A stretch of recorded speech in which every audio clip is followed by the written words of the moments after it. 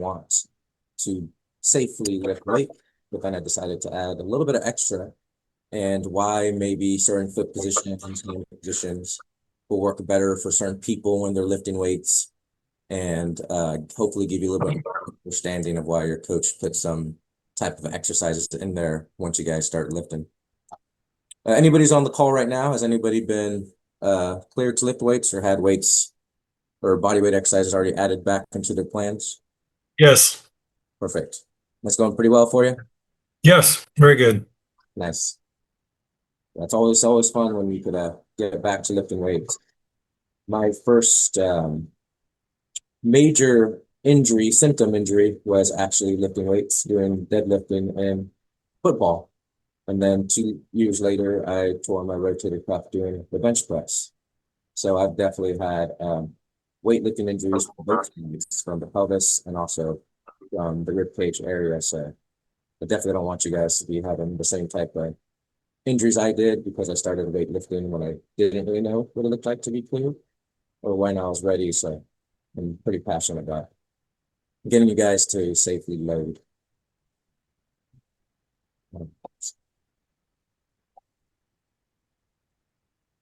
Just look about the normal amount of people to you guys. Yeah. Let's go ahead and get started.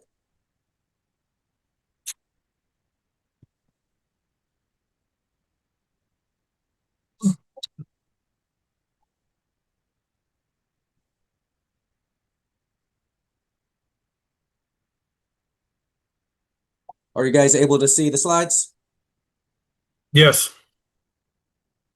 Perfect. All right. So when can I start lifting again? So again, basically, I do get a lot of questions about people asking when they can start lifting after coming back from a lower back injury or coming back with pain. So the goal today is not to let you guys know that you can't lift. It's more about giving you guys a objective roadmap so that you guys know when your body is ready for load, and even how to modify exercises so you guys can keep yourself from having a setback. So section 1 is going to be the weightlifting clearance framework. Again, I had this was kind of going to be the only part of the PowerPoint, but I decided to give you guys a part 2, or a section 2. So this is where we're going to go over the objective assessment gates that are good to add before you add extra weight to your body. So first is the big idea. I want you guys to think of the hierarchy. First, we need to be able to move well.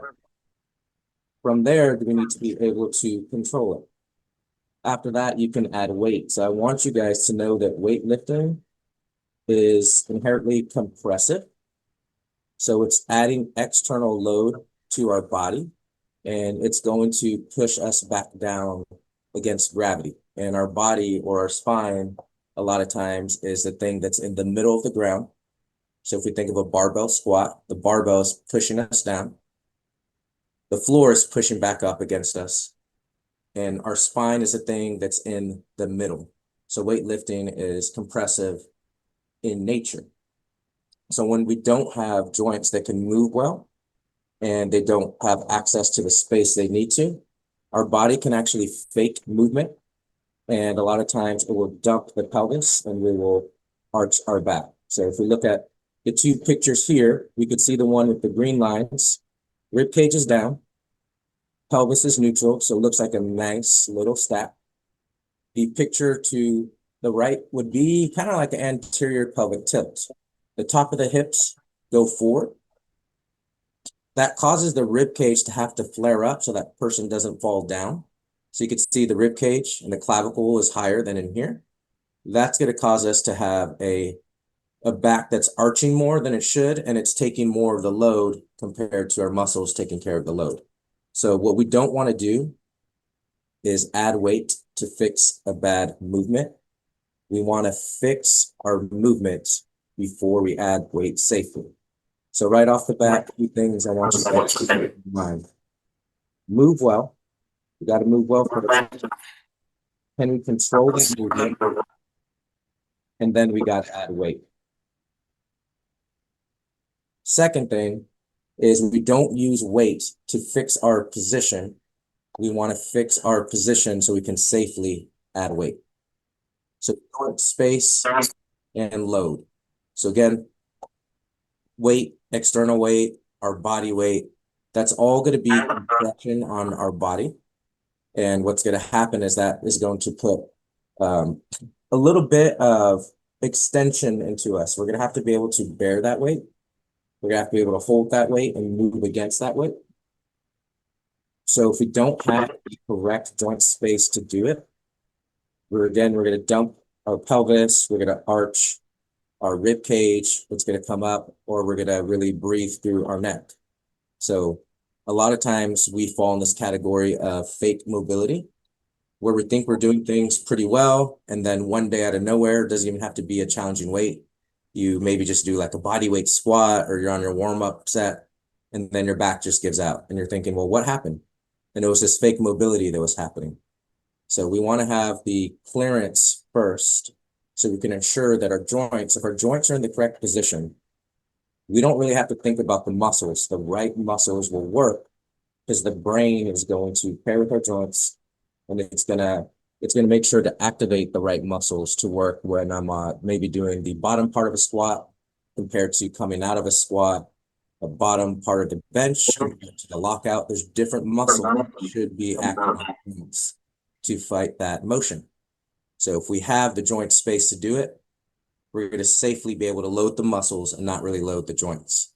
So there's the big three assessment that I like to have people clear before you are really going to be able to lift weights relatively safely. The shoulder internal rotation, the straight leg raise. I did leave the Ober's test here, but I'm not going to go into much more information on it because the Ober's test, it is really important. Basically with that one, if you can extend your hip without your pelvis being dragged, like when you're doing a lunge or a split squat, you'll be able to safely do that without feeling that sharp pinch in your low back or a pinch in your front hip. So if you're doing like a lunge, a squat, and you get that pinching sensation, a lot of times it just means we lack hip extension. So I did want to mention it because it can be important, but this would be more like an in-person assessment because it does require somebody there to guide you through that assessment. So there is a third assessment that we compare with the straight leg raise that still gets us to have all the information we need out of the Ober's test. So I did want to leave this in here, but we're going to go a little bit deeper into the other three. So the first thing is shoulder internal rotation. So shoulder internal rotation is going to show us how our shoulder mobility directly reflects what our rib cage is doing when we're lifting weights. So if we have less than 50 degrees of shoulder internal rotation, a lot of times our backside of our rib cage and our back will kind of just really squeeze and lock up. And if you lock that up, if you're to like try to squeeze your shoulder blades really hard and then raise your arms over your head, you're going to have a hard time doing that because the rib cage isn't moving freely. And our arms attached to our shoulder blade sits on the rib cage. So if that rib cage can't move freely, our shoulder blade and then our arms aren't going to be able to go all the way up to hold a weight like a back squat, or even if somebody's trying to do a shoulder press. So what's going to happen instead is we're going to lift our rib cage up and arch our back to do that lift. So from an upper body standpoint, the shoulder internal rotation is going to be a big one for us to be able to get close to 50 degrees to safely do some of our lifts. The straight leg raise. So this one's going to check for, is my pelvis able to stay neutral? And then the back of the hip, do I have the mobility in the hip capsule that I need to have in order to do some lower body movements? So if I can't get past 50 degrees without my pelvis just kind of dumping forward, that means my lower back is going to arch a lot, and I'm not going to be able to do a lot of the movements where all you need to do is go to 90 degrees. So think kind of right now how we're sitting, we have that 90-degree bend in our knee and our hip. So that would be a squat, a lunge, a leg press. If we don't have 50 degrees of straight leg raise, doing those movements against gravity, it's going to cause a lot of compressive forces to start acting up on the back of this hip capsule. That could even be like a squat to press, or think of now real life. I kind of squat down to pick something out of my dryer, or even if I'm washing dishes, pick it out from that dryer and I'm trying to transfer that dry item into a higher cupboard. So those involve a lot of squats, a lot of overhead reaches. So that would be an example of from the hip and from the rib cage. That can actually lead to a little bit of an injury, even if it's something that's not a lot of weight. So again, not the Ober's test, but if we do the walking test combined with the straight leg raise, those are good assessments you can practice on your own that would take care of what we're looking for on the Ober's test. Now with the walking test, you might be thinking, okay, why is this in here? But if we look at these two, laying on the floor or laying on a table, laying on the floor, laying on the table. But what happens when we stand up, right? What happens when we actually start fighting gravity? And that's why we want to do the walking test. So with the walking test, what you want to do is after I get my straight leg raise and my shoulder internal rotation assessments, I want to walk 25, 50 yards. You could just replace this with 25, 50 steps. We get back into position. We test our straight leg raise and our shoulder internal rotation again. If you keep at least 80 to 90% of that straight leg raise and that shoulder internal rotation, then that's telling you that your body is actually trusting your new position. If I was to walk and then get back on the floor and my straight leg raise and my shoulder internal rotation immediately got worse, that's a good sign that your brain is not trusting what you just gained with that new range of motion. And if it doesn't trust that new range yet, adding heavy load to that frame is just going to get your body to go back to its old tension strategies. Meaning if I have sway back, it's going to go right back to that. If I have a flared rib cage, it's going to go right back to that because it's going to get into guarding mode. So the walking test is a really good test to see, okay, am I transferring everything from the floor to gravity? The foundational, I think this is important. I know you guys have been doing this for a while, or at least from the beginning of your time with us. I still think this is an important test or assessment to do to see if you're ready to lift as well. And it's just stacking, the ability for my diaphragm or my rib cage to just be directly over my pelvis. So just think ribs over pelvis.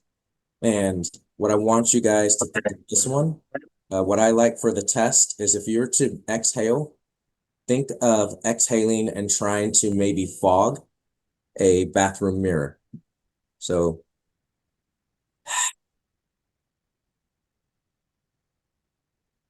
if I'm fogging that back of the mirror, you're going to feel your side abs engage. You're going to feel the rib cage go down. You might even feel a little bit of the inhale part when we start inhaling, going into our backside a little bit. What we do not want, and this is important for all drills, but especially for lifting, if I breathe really short, or if my inhale is too hard, or if I even exhale a little bit too hard, and you feel those two little muscles, one muscle on each side of the neck, they kind of feel like little guitar strings. If you can feel those, that means your neck has jolted forward and we're breathing through here. So again, that exhale, where all I'm trying to do is maybe fog a mirror.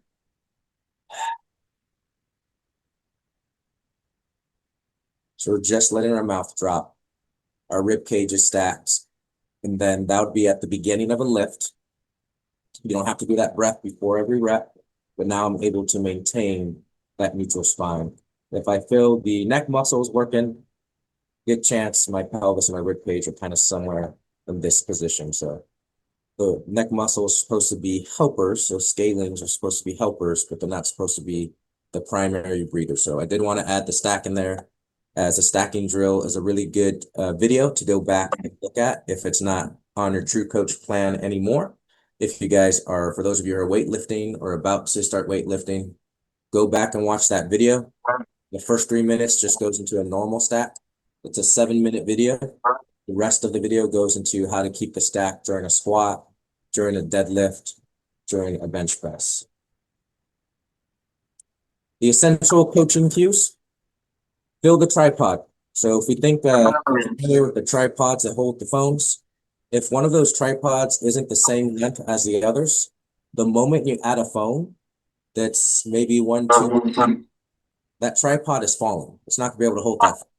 So now imagine what your weight plus external weight's gonna do if we're not sensing heel, base of the pinky toe, base of the pinky toe. So that's the tripod or that triangle. So we want to keep pressure on our heel.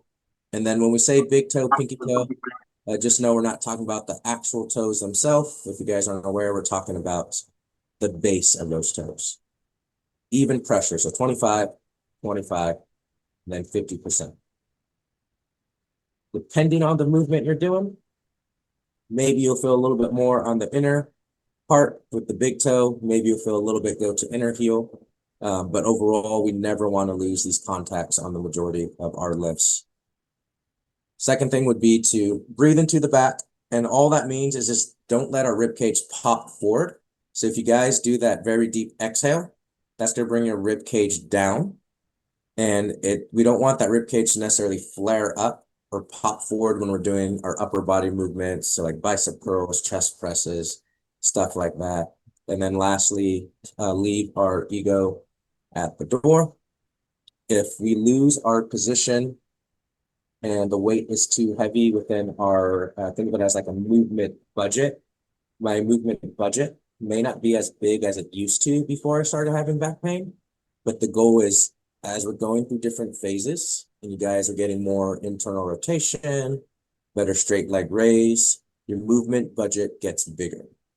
That doesn't mean we want to exceed it and just lift back to where we were before we got hurt.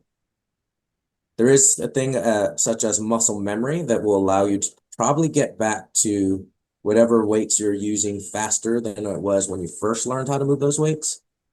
But I don't want you guys to get a little too excited and then, start getting a little bit of ego. I'm trying to get back to where I was really quick.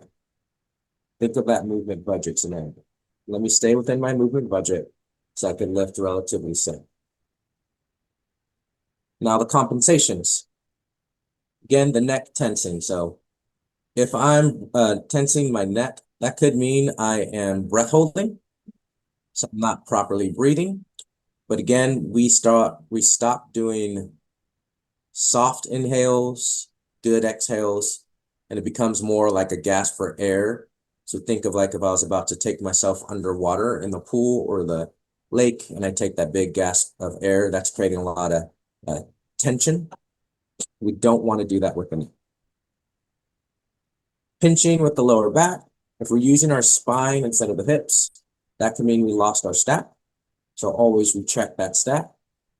If you feel yourself losing your stack, I say get at the top of the rep, whatever rep that is.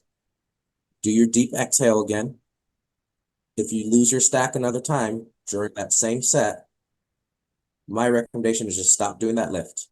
Take a break, reassess, check your breathing, think about your foot contacts.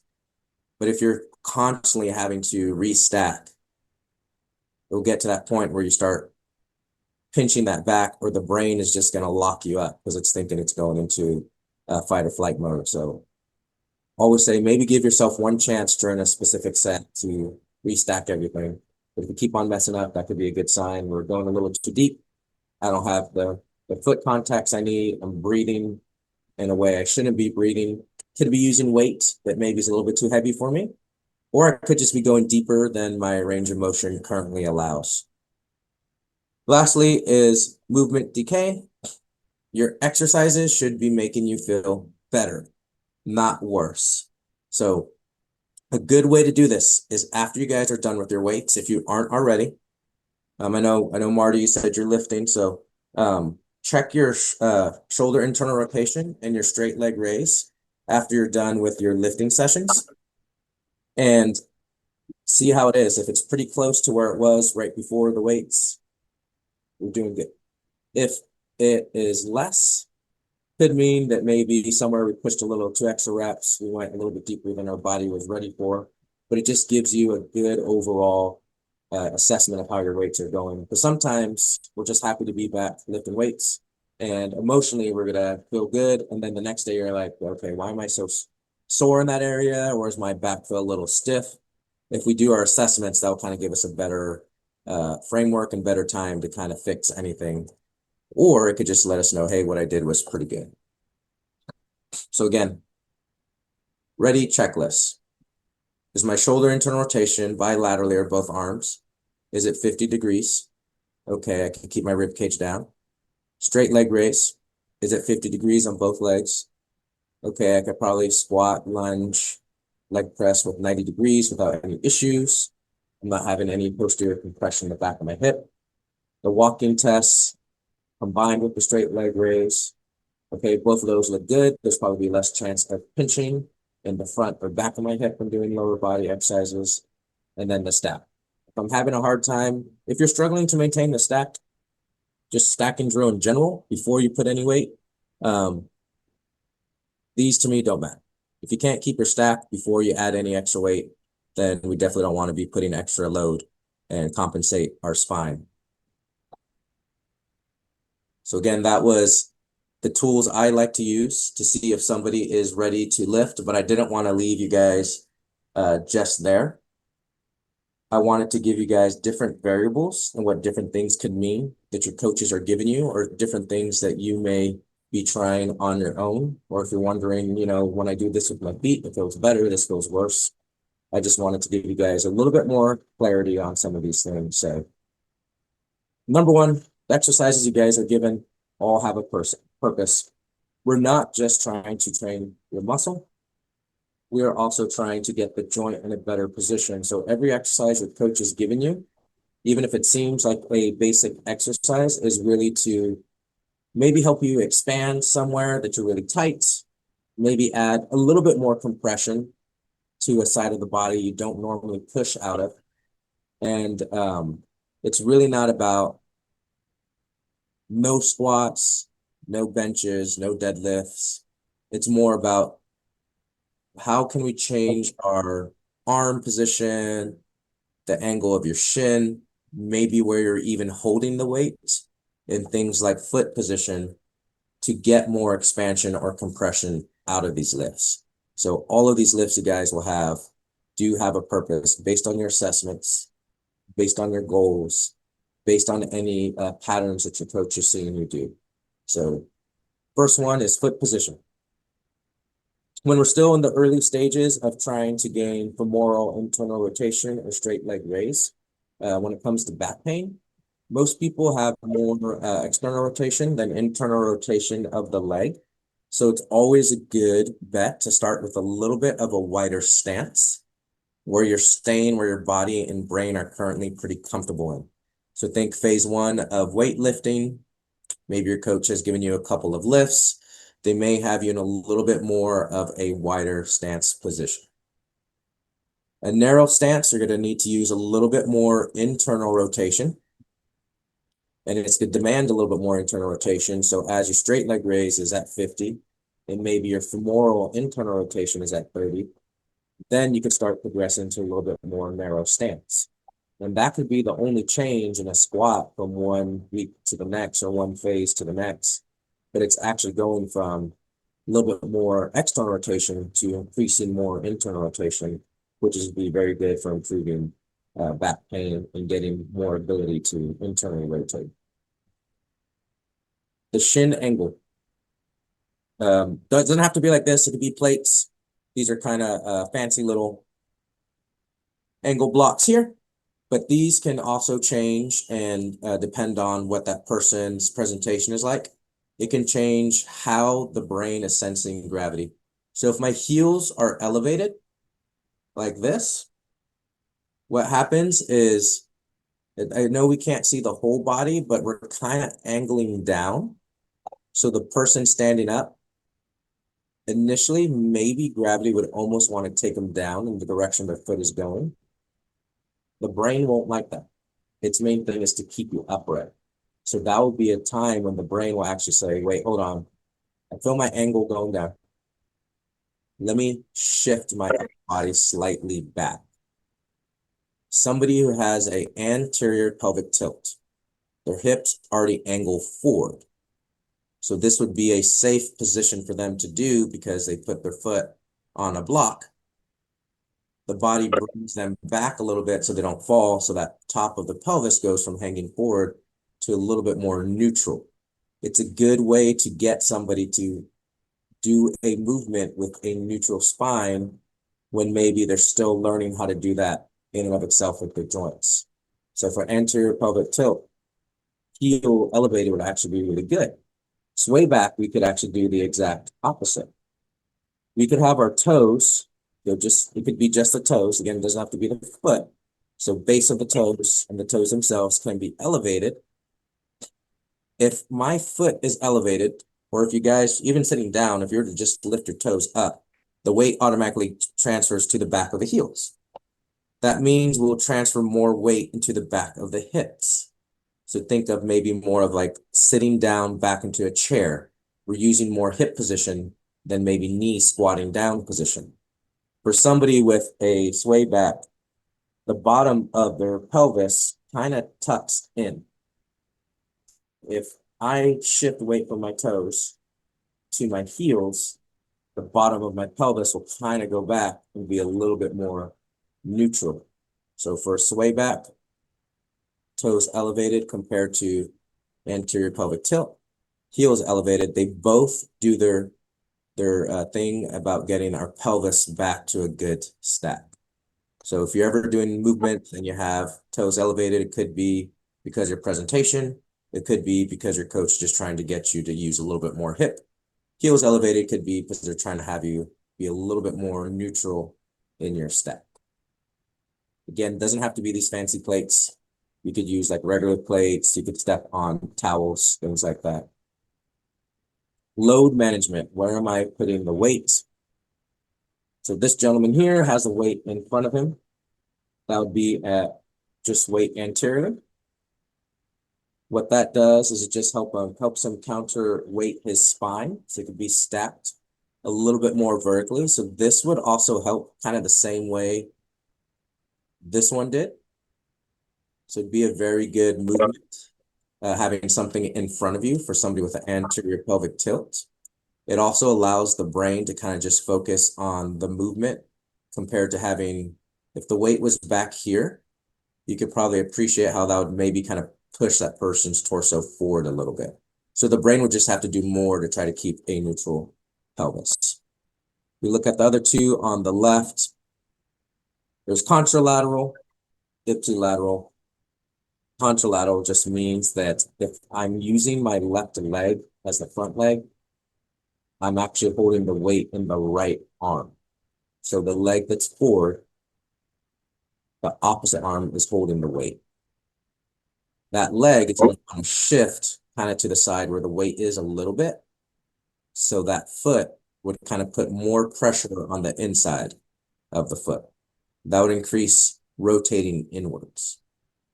And this is good for any side that you have that maybe isn't as strong. So if your coach has told you you're right lateralized, doing a contralateral for your left side would be pretty good. Ipsilateral is just saying the same side. So now let's think of our right leg. If I'm right lateralized, that means I shift more to my right leg. If my right leg is forward, I would hold the weight in that same side or that right side.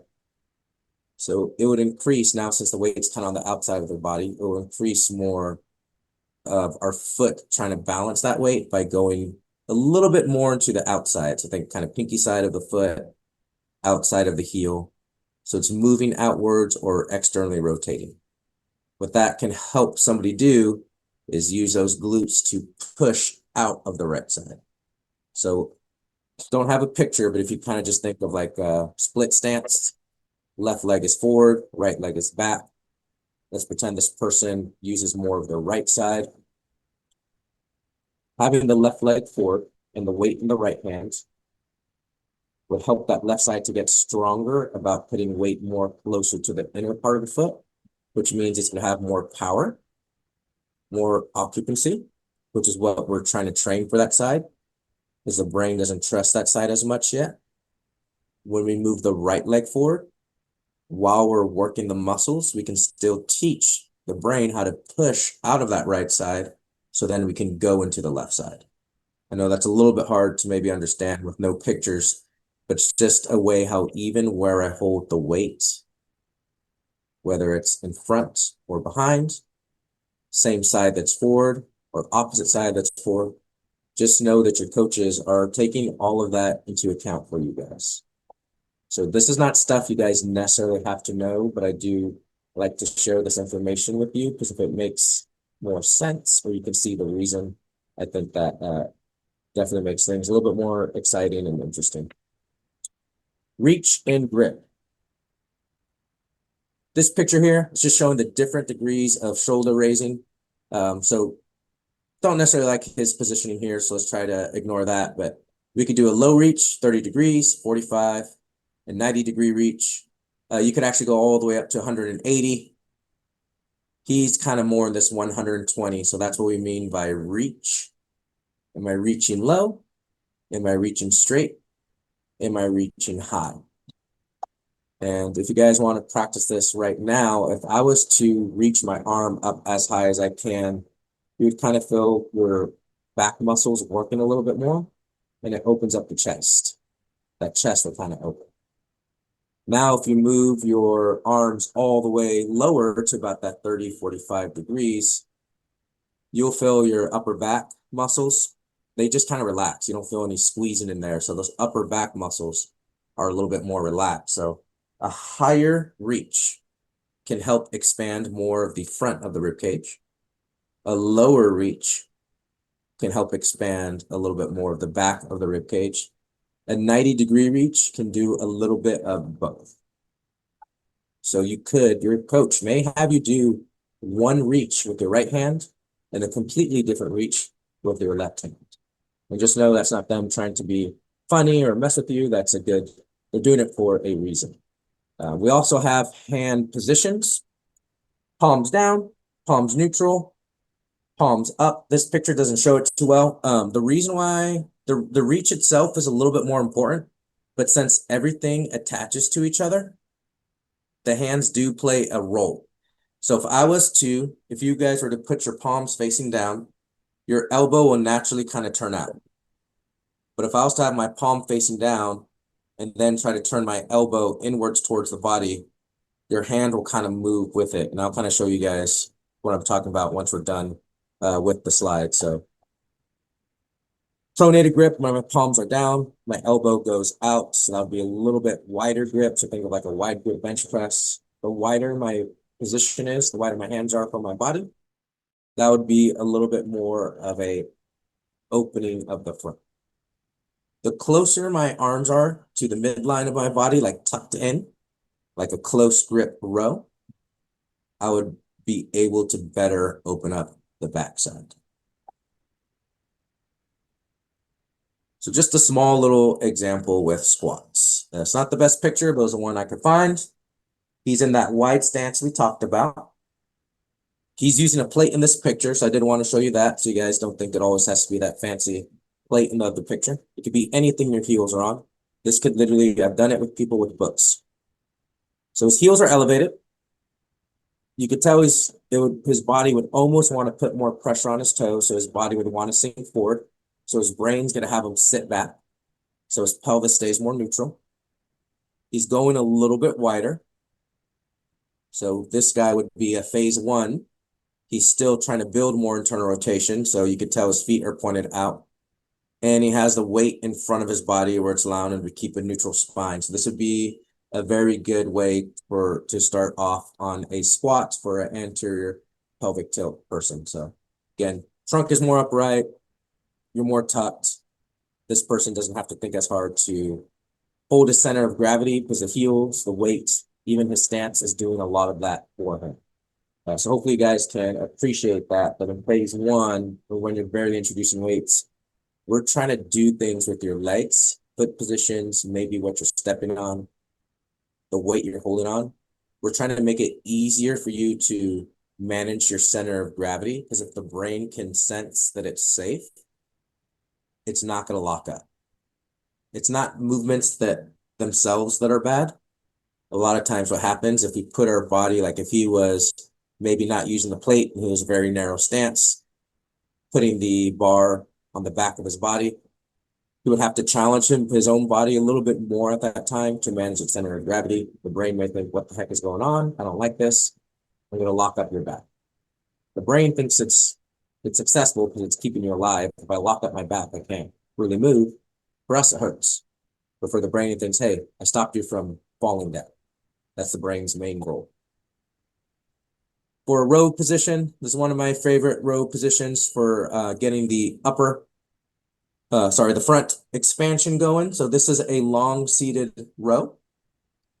If I was to have this gentleman with his knees bent and his feet on the floor, that would kind of promote him to round his back a little bit more, and it would almost put him in the same position as the posterior expansion breathing drill. So you could hopefully appreciate how just having the knees bent closer to your body would promote a little bit of this.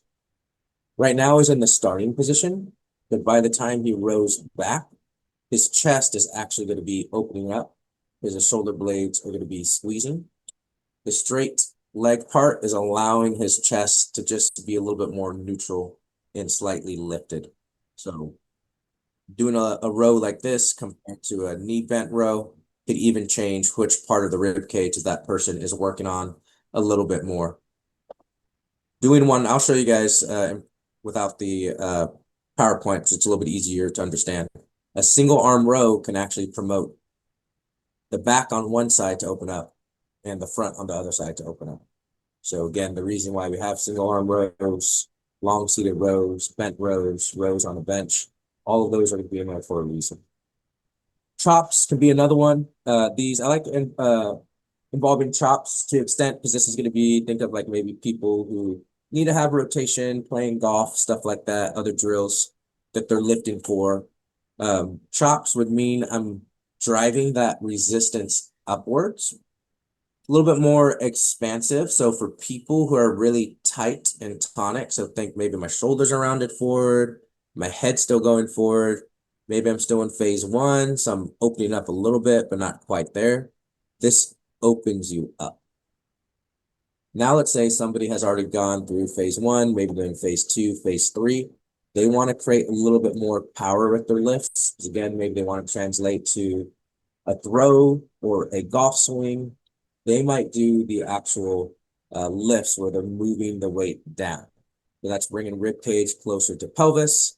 So it's creating a little bit more propulsion so they can create power out of that. So again, just different things of why you may be moving up, down, how you're rowing, where your arm position is.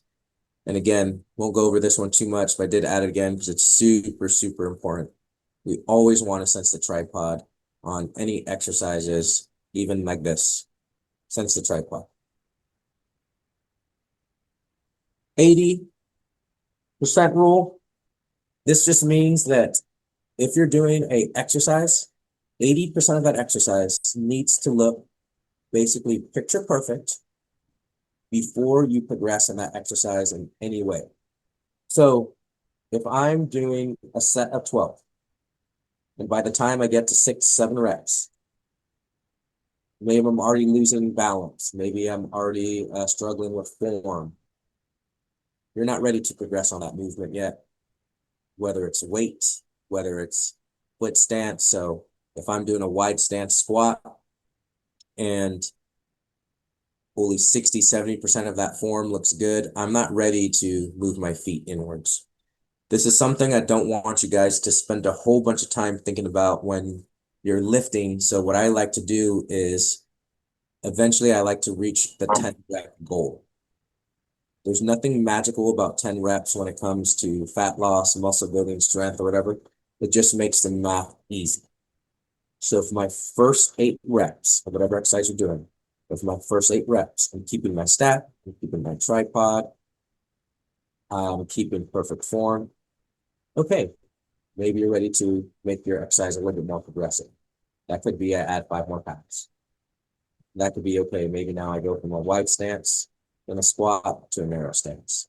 So 10 reps just makes it easy math 8 out of my 10 reps. The first 8 reps are gonna look pretty perfect. You guys eventually, we all kind of lift and we get tired, especially towards the end of a session. So nobody is going to require you guys to look like textbooks when we're lifting. We're humans. There's going to be a little bit of maybe breathing gets a tiny bit harder. Maybe, it's taking a little bit longer to lift that weight up because your muscles are just getting tired. That's normal. But that should only be the last 2 reps normal. So again, we test, we don't guess. Assess your big 3, straight leg raise, shoulder internal rotation, and the walking test to clear you for exercising. Use those same tests to see how your weightlifting is doing. And then from there, we're going to select training that's based on needs, where your current range of motion is as far as assessments go, and to a certain extent, what your goals are, and then we retest. If our internal rotation or our straight leg raise hasn't decreased after lifting, that means you guys had a pretty successful workout and you're pretty much good to go. So the big picture. This is kind of weightlifting picture. Just like that is with the breathing drills, different phases. So phase 1, we're mainly focusing on breathing, focusing on keeping your stack bilateral mobility.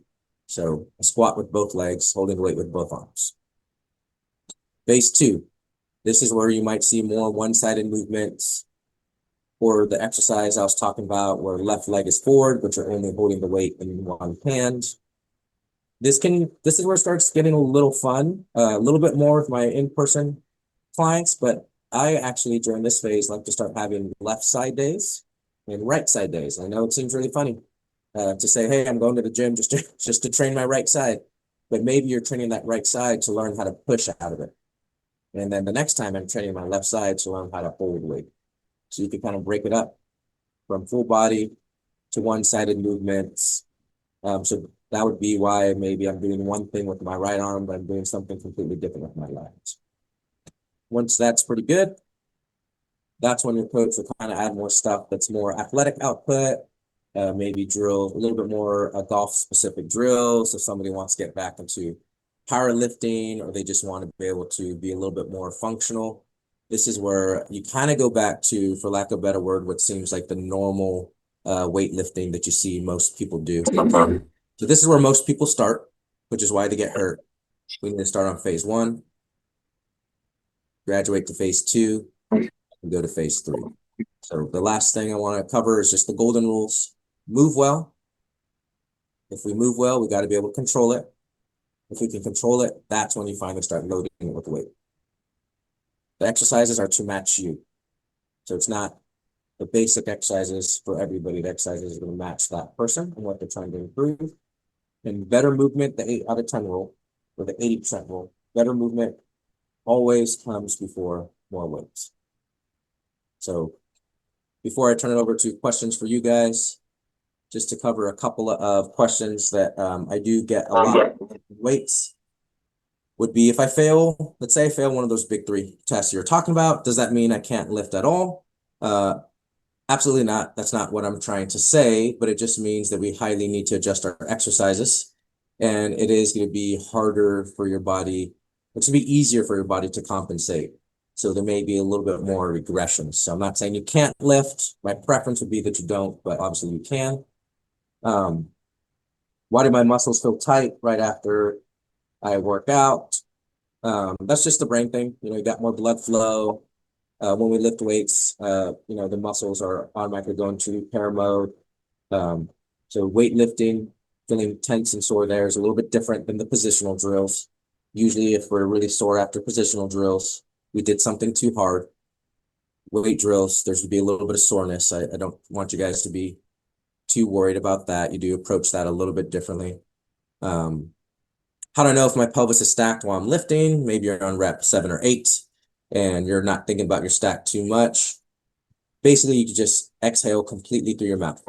You feel your side abs on, and you can inhale without your chest popping up. So if at any point in time, I can exhale through my mouth, I don't feel my neck tense, I can inhale through my back, be pretty good. How long does it take to move from phase 1? phase two, things like that. For everyone, it's gonna be a little bit different, but I would say the average person, you guys can probably notice a little bit of improvements in about 2 to 6 weeks. So it's not really a timeline thing. I want you guys to think more of a we test, we don't guess. So if we're passing all our 3 mobility tests, we're maintaining that mobility after walking, we're keeping that 8 out of 10 rule. That would be a good sign that you're ready to go from one phase to the next. Lastly, what happens if you guys are lifting and just like a flare up, if we are lifting and maybe you do feel a pinch in your lower back, depending on the pinch, I like to automatically, let me get back into my stacking drill really quick, weight on the heels, pelvis level, rib cage down. From there, if that person is able to, I like to potentially get on a like a sideline position, almost like a fetal position, and just breathe. Those kind of be the first two things. Do the walking tests, come back. If your assessments are completely off, might be a good sign that, okay, maybe I'll kind of take a break from the lifting that day.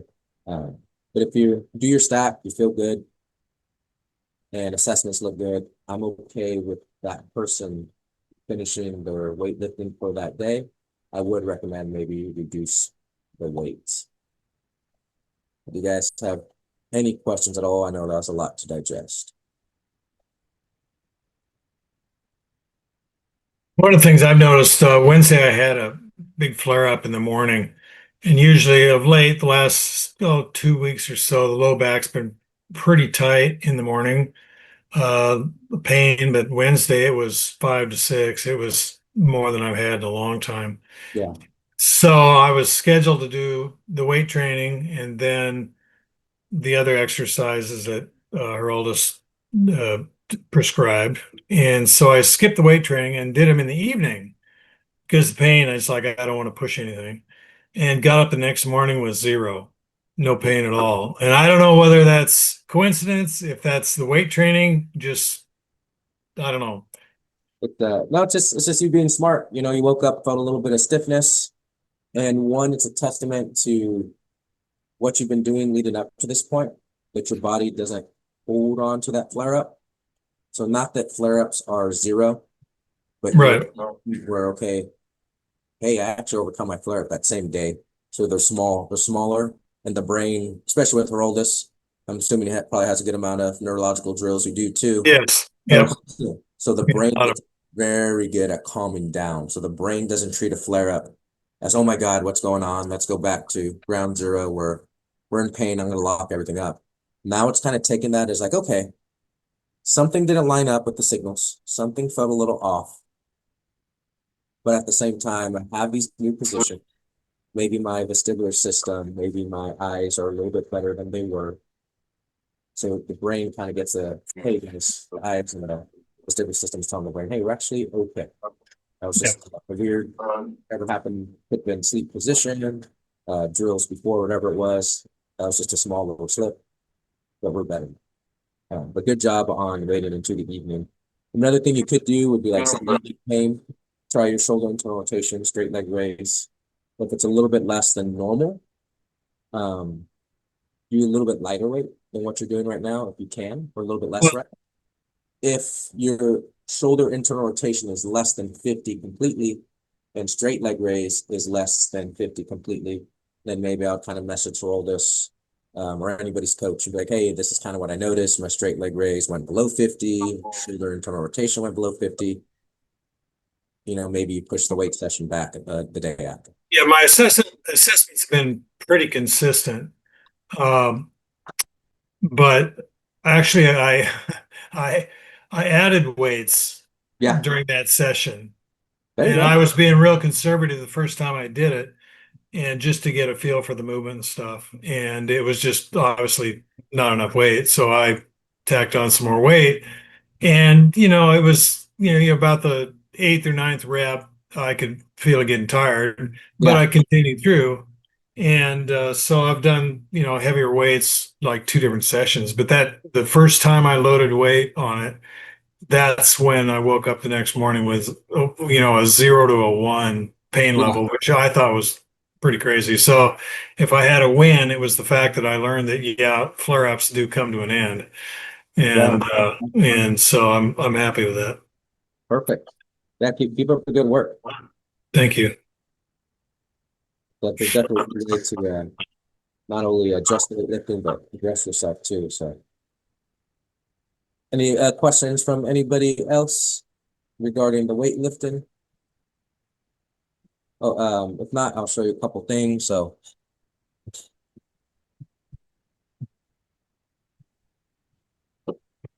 again, if my palm is facing down, my elbow kind of naturally goes out.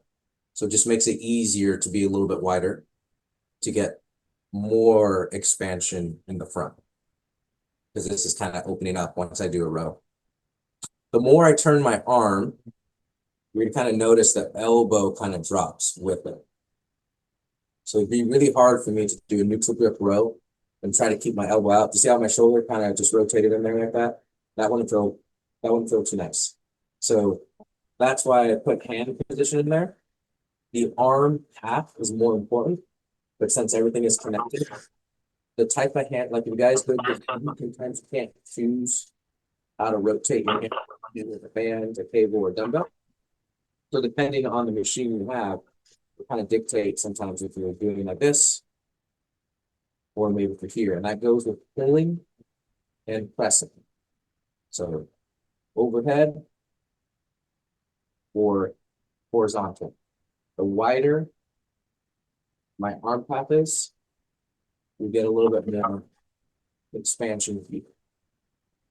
The closer my arm path is, a little bit more expansion here. So what that could mean if you were still in like phase one of your breathing drills, maybe you have more neutral grip stuff. And as you're getting to phase two, phase three, or if your breathing drills are including a lot more standing up, right exercises, you might have a little bit more wider grips. With the reaches, the higher I reach, it's kind of hard to tell, but my shoulder blade starts squeezing a little bit more. If my shoulder blade is squeezing, I can't squeeze back here and squeeze here at the same time. So a higher reach will generally promote a little bit more expansion here. If I do a very low reach, you kind of tell I'm not arching right. My shoulder blades kind of start opening when I reach. So I'll get a little bit more expansion in the back of the shoulder blade. So I did want to show you guys that on video because I know kind of talking about it with the PowerPoint might be a little confusing, but hand position, arm, go ahead. No, with like a kettlebell row, single arm, the hand should be palm down. It depends on what you're trying to improve or what Geraldus has you trying to improve. Um, Good so answer.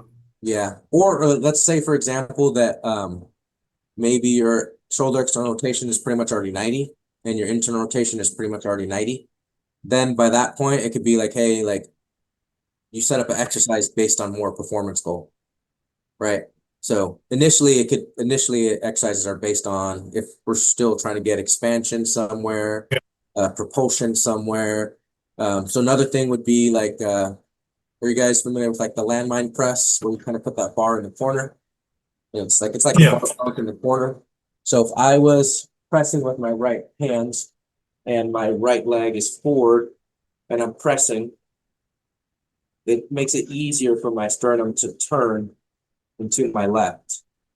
That could be a good way to train your right when you train your right arm.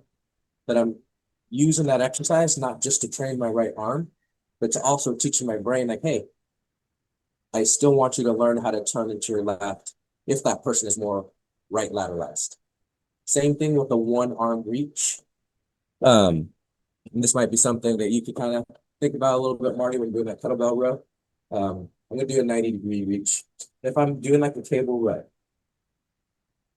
and if I was to put so much weight I couldn't lift it, it would kind of pull me like that, right? That cable would pull my arm, but again, my sternum would turn. So that would also change. I'm turning, this is opening up. this might be closing a little bit more. I'm sorry, this is closing because my sternum is turning to that side. This is closing. This is opening up a little bit more. The exact opposite are happening on the back of my shoulder blades. Since my sternum is turning this way, my spine is turning that way, right? My spine is turning more towards my back right side. My sternum is turning more towards my left front side. So left front is a little bit more close, the sternum turns into there. Right back is a little bit more close, the spine turns into there. So a single arm cable reach like this can potentially help you create expansion in the front of the right arm, in the back of the left. That would be a pretty good drill to use if somebody is right lateralized. Because when I'm right lateralized, I tend to have more arm here. I tend to be a little bit more stuck here. So it's a good little, more than just, hey, I'm just rowing with one arm. Sometimes those things can be placed in there because like, hey, while I'm trying to get my back stronger or look good, it's also opening up my right side front, which has a little bit of trouble, and the left side back, which has a little bit of trouble. If somebody's left lateralized, you could do the exact opposite. But you can get pretty creative with these drills where sometimes you think a lift is just a lift, but they're promoting certain things that can kind of help a little bit more with rib cage positioning, more internal rotation of the legs and things like that. Okay. Does anybody have any questions at all? Doesn't have to be weightlifting related. And then if not, does anybody have any wins they want to share this week?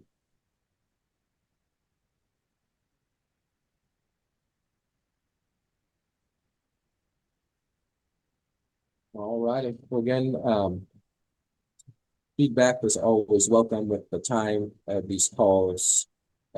Like Marty said, just because you can make them doesn't mean there can't be a time that's a little bit better for you guys. Always let us know. Again, we notice that people that join these calls tend to have a little bit better success. There's just power in being able to be around other people who are kind of going through the same things you're going through, people that maybe you can help give a little hope to because maybe they see where you're at and they're barely starting. You could kind of share that, hey, I was in that same position not too long ago. Or you could even hear from other people like, hey, you tried that and it worked for you. I never thought of that. Or, hey, you said something in a way that my coach doesn't really say it. That clicked with me a little bit better, vice versa. So these calls just tend to coincide with people having a little bit faster results. So we want to try to get as much people on them as possible. And again, also give us feedback on the topics that you guys want. Don't just leave it up to us to decide all the time. Because we may think, hey, they want this, and in reality, you guys may actually all be asking about something else. Does that sound good? Yep. All. Well, you guys all have a good end of your week. Keep up the good work. I know I went through a lot in those PowerPoints, so once it's up, you can go ahead and pause and look at all the things in there. But again, our goal is to get you guys moving well, controlling everything, and that way you can kind of add weight and get back to being able to do everything you want to do. So keep up the good work, guys. Good. Thank you. You guys all have a good one. Absolutely. Bye-bye. Bye.